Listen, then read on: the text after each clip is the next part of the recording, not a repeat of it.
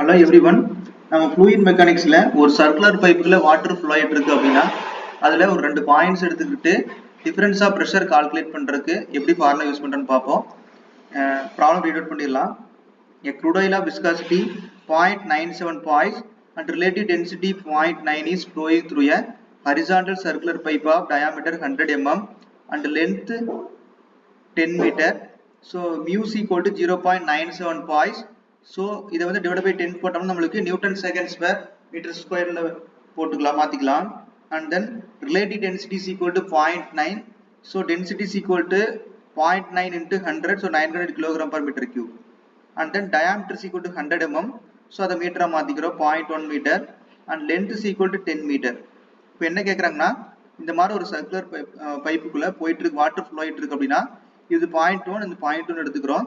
இதுல P1 minus P2 நம்மளுக்கு கேக்குறாங்க. P1 minus P2 க்கு என்ன ஃபார்முலானா 32 mu bar L by D square. So U bar is equal to Q by A. இதுல வந்து mu அப்படிங்கிறது டைனமிக் விஸ்காசிட்டி நம்ம இங்க வச்சிருக்க அந்த வேல்யூஸ் இருக்கு. U barங்கிறது average velocity that is Q by A. and then இப்போ இந்த Q எப்படி கால்குலேட் பண்றோம்னா based on the mass flow rate வச்சு கால்குலேட் பண்ணலாம். மாஸ் ஃப்ளோ ரேட் அப்படிங்கிறது பாத்தீங்கன்னா rho Q. இப்போ Q is equal to m dot by rho. Okay, இப்போ mங்கிறது பாத்தீங்கன்னா 100 kg of oil collected in 30 seconds னு கொடுத்திருக்காங்க. So that is equal to rho Q. Rhoங்கிறது density 900 into Q. So Q is equal to 100 by 30 into 900. இதை solve பண்ணும்போது நம்மளுக்கு என்னன்னா 0.0037 meter cube per second கிடைக்கும். Okay, இப்போ நாம என்ன பண்ணிருக்கோம்னா ஆவரேஜ் வெலாசிட்டி கால்குலேட் பண்றோம். U bar is equal to Q by A. So Q ஓட வேல்யூ நமக்கு தெரியும் 0.0037 divided by ஏரியா வந்து பாத்தீங்கன்னா 5/4 into capital D square. So capital D ஓட வேல்யூ 0.1 square. ஓகே, இத சால்வ் பண்ணும்போது U ஓட வேல்யூ நமக்கு என்ன கிடைக்குதுன்னு பாத்தீங்கன்னா 0.471 meter per second. இப்போ நம்ம என்ன பண்றோம்னா type of flow first calculate பண்ணிடலாம். So type of flow calculate பண்ணா நமக்கு ரெனால்ட்ஸ் நம்பர் வேல்யூ வேணும்.